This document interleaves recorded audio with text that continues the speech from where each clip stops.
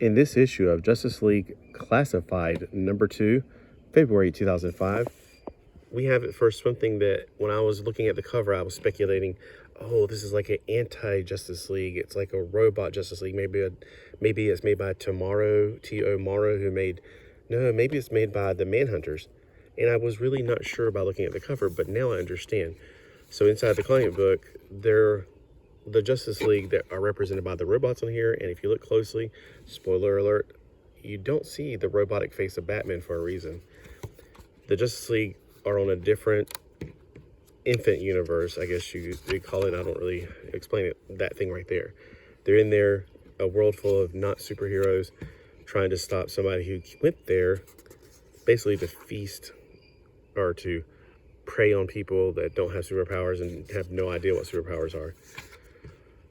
Gorilla Grodd, I found out that he eats his prey. When he kills somebody or when he's fighting against somebody, he eats them. That's really disgusting.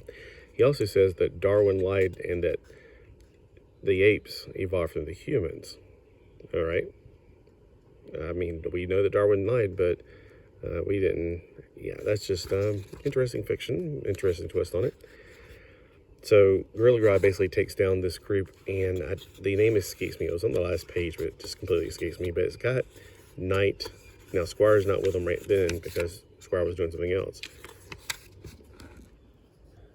And then when Batman tries to intercede with his robotic Justice League, because Gorilla Grodd's like, thinking that he's going to win because the Justice League is off-world. What in the world? He's trying to do that right there. The robots don't do as well. Let me just put it that way. They're a good distraction, but they just don't fare as well. And then ultimately Batman's defeated, and Gorilla's like, I've always wanted to eat a Batman. On the other place, they finally catch the bad guy. They come back to Earth. Look, they're going to roast Batman the old-fashioned way. The Ultramarines is what they're called. So in the next issue, it's the Justice League. And it looks a lot like the cartoon adaptation of the Justice League, which is Jon Stewart. There's no Hawkgirl in this. But we have 1, 2, 3, 4, 5. With Batman, that's 6. So where's our 7th member? Oh, I just saw it. Notice Aquaman's in the back. So we got our 7, basically. They always seem to have 7 superheroes in the Justice League. And that's it. It was a pretty good little read. It had a lot of little interesting twists and turns.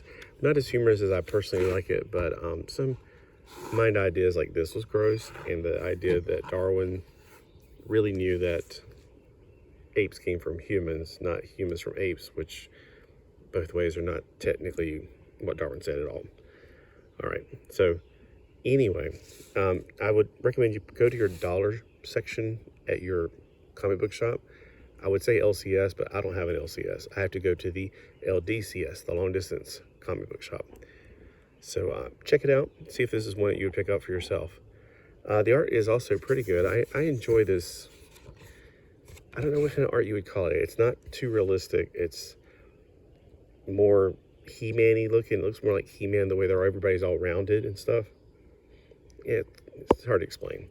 The art's good, and it was done by Grant Morrison, the writer, Ed McGuinness, the artist, and then Dexter Vines, the colorist, or the inker.